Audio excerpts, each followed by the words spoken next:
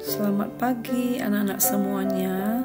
Kita berjumpa kembali di awal tahun yang baru. Ibu mengucapkan selamat tahun baru bagi kita semuanya.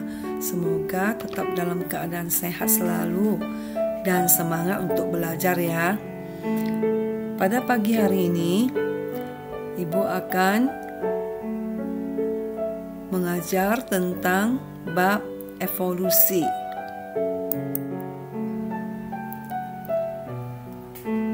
Salah satu pandangan mengenai asal-usul kehidupan menyatakan bahwa kehidupan di bumi terbentuk melalui proses evolusi biologi.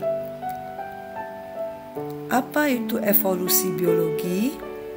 Evolusi biologi adalah perubahan makhluk hidup secara perlahan-lahan dalam waktu yang lama dari organisme tingkat rendah ke organisme tingkat tinggi. Jadi proses evolusi itu berlangsung selama jutaan bahkan miliaran tahun.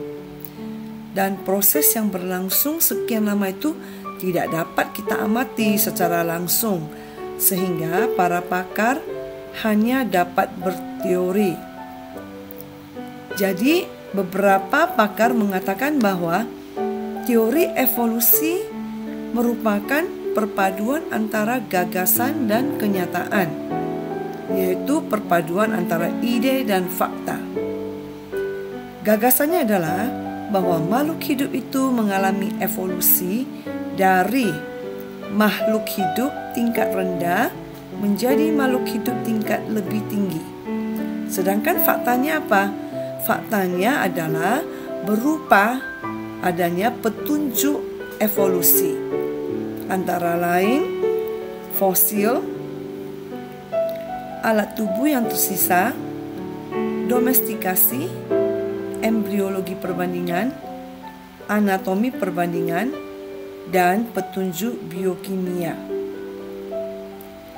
Jadi, fakta-fakta tersebut dianalisis dan dijadikan petunjuk secara tidak langsung tentang terjadinya evolusi. Misalnya, fosil yang berhasil ditemukan dapat diketahui bahwa jenis-jenis makhluk hidup yang hidup pada masa lampau berbeda dengan jenis yang hidup pada masa sekarang. Dan ada beberapa jenis makhluk purba pada saat ini bahkan telah punah dan hanya tinggal fosilnya saja. Misalnya, dinosaurus.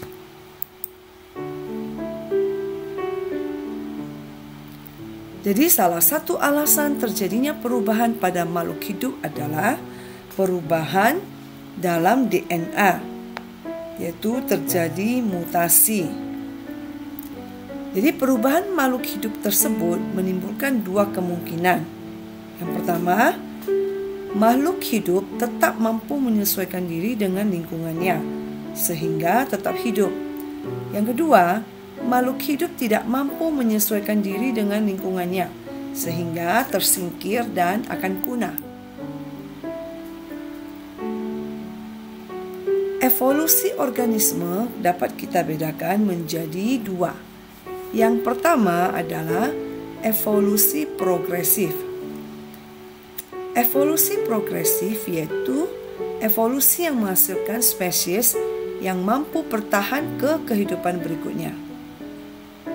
Yang kedua, evolusi regresif, yaitu evolusi yang menghasilkan spesies yang tidak mampu beradaptasi dan akhirnya punah.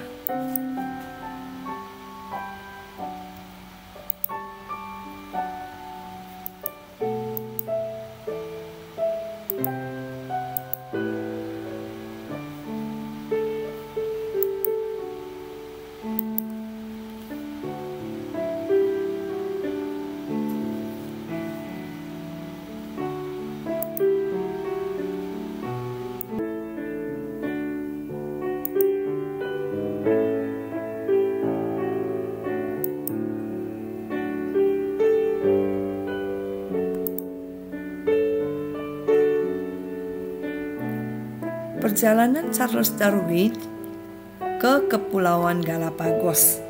Mari kita perhatikan bahwa Charles Darwin mengadakan perjalanan ke Kepulauan Galapagos. Dan dari Kepulauan Galapagos kita dapat melihat bahwa data yang diperoleh itu adalah Kepulauan Galapagos itu tidak pernah berhubungan dengan ekuator. Kita perhatikan, ini adalah Kepulauan Galapagos. Kondisi di lingkungan Galapagos bervariasi. Dan di ekuator terdapat burung finch. Sedangkan burung finch yang terdapat di Galapagos itu beraneka ragam. Semuanya ada 13 spesies, tetapi sampai sekarang diketahui sudah terdapat 14 jenis. Dan tiap spesies burung finch itu memiliki habitat dan makanan sesuai dengan lingkungannya. Mari kita perhatikan gambar daripada burung finch. Jadi burung finch ini kita lihat dari bentuk paruhnya itu bermacam-macam. Jadi menurut Darwin, kemungkinan burung finch di Galapagos itu berasal dari finch yang ada di ekuator. Kemudian tersebar ke berbagai kondisi baru yang berbeda, sehingga memunculkan 13 spesies. Sampai sekarang sudah terdapat 14 spesies sebagai hasil dari adaptasinya di Galapagos. Kita perhatikan ini bentuk paruh daripada burung finch. Perbedaan daripada bentuk paruh burung finch tersebut karena dari jenis makanan yang dimakannya. Ada yang memakan biji, ada yang memakan tunas, dan juga ada yang memakan serangga.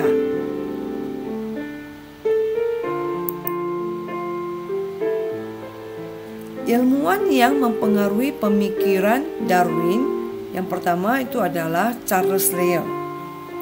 Charles Lyell menyatakan bahwa batuan, pulau, dan benua selalu mengalami perubahan. Jadi fosil yang ditemukan di lapisan batu muda itu berbeda dengan fosil yang ditemukan di lapisan batu tua. Dan perbedaan tersebut menunjukkan adanya perubahan makhluk hidup secara perlahan-lahan. Jadi terdapat hewan yang dahulu hidup sekarang telah punah dan tinggal fosilnya saja. Yang kedua adalah Robert Thomas Malthus. Menulis tentang hubungan antara ekonomi dan kependudukan. Beliau mengatakan bahwa prinsip-prinsip antara lain sebagai berikut. Pertambahan jumlah penduduk cenderung lebih cepat dari pertambahan produksi pangan. Pertambahan penduduk dapat terjadi mengikuti deret ukur, sementara pertambahan produksi pangan cenderung mengikuti deret hidung. Akibatnya akan terjadi persaingan untuk memperoleh pangan, sehingga muncul bencana kelaparan dan peperangan. Yang ketiga adalah Jean-Baptiste Lama. Jean-Baptiste Lama mengupakan bahwa lingkungan berpengaruh terhadap ciri-ciri yang diwariskan. Ciri-ciri yang diperoleh akibat kondisi lingkungan itu akan diwariskan kepada keturunannya.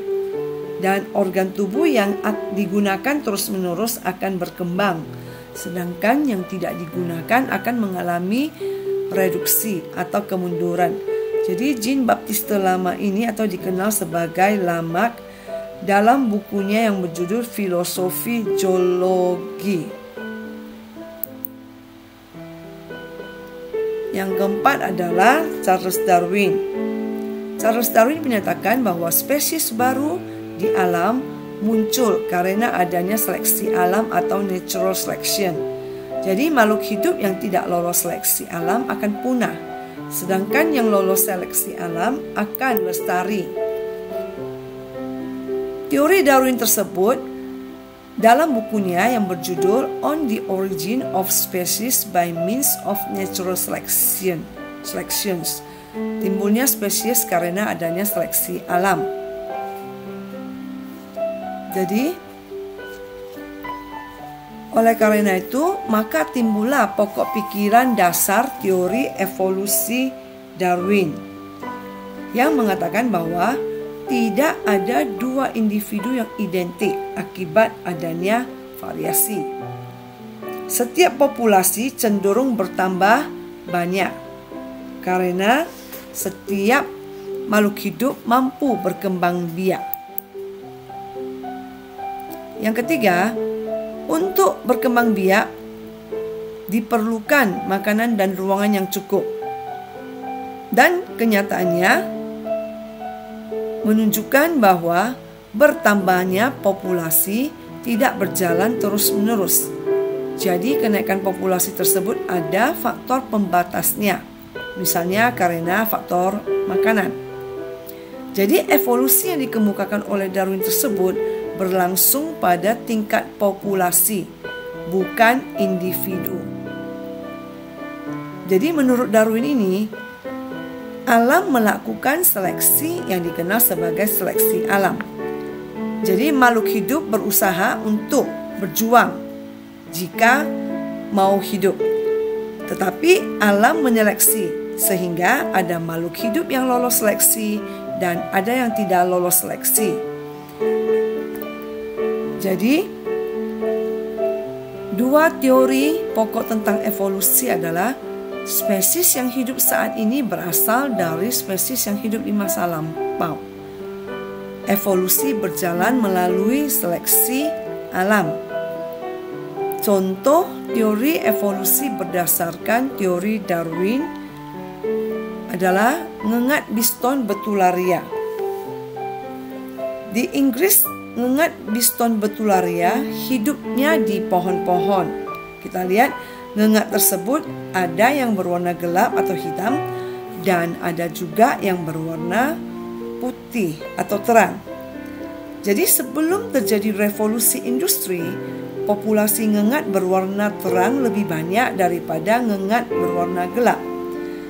Ngengat tersebut hinggap pada kulit kayu yang terang, sehingga pemangsa atau predator sulit mengenali ngengat berwarna terang dan mudah mengenali ngengat berwarna gelap. Tetapi setelah terjadi revolusi industri, populasi ngengat yang gelap lebih banyak daripada yang putih atau terang.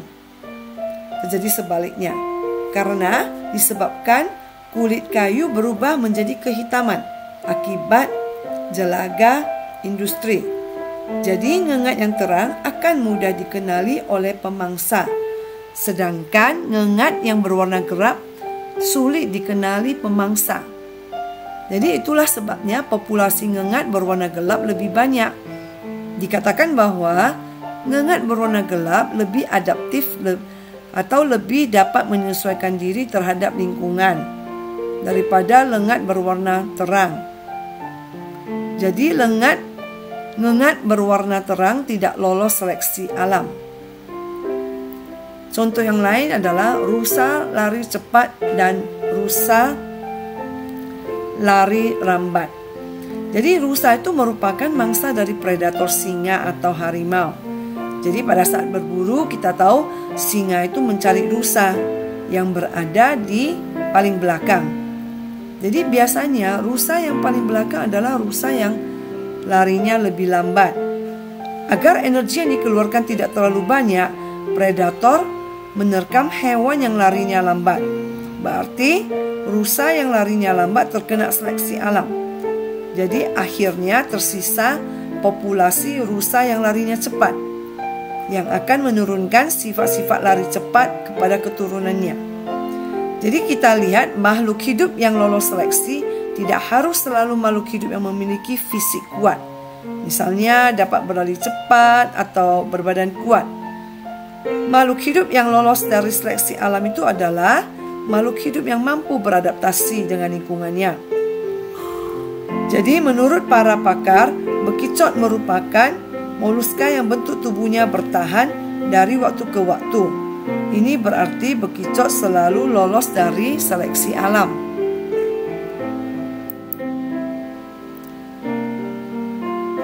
Demikianlah pembelajaran pada hari ini. tetap menjaga kesehatan dan tetap menjaga protokol kesehatan.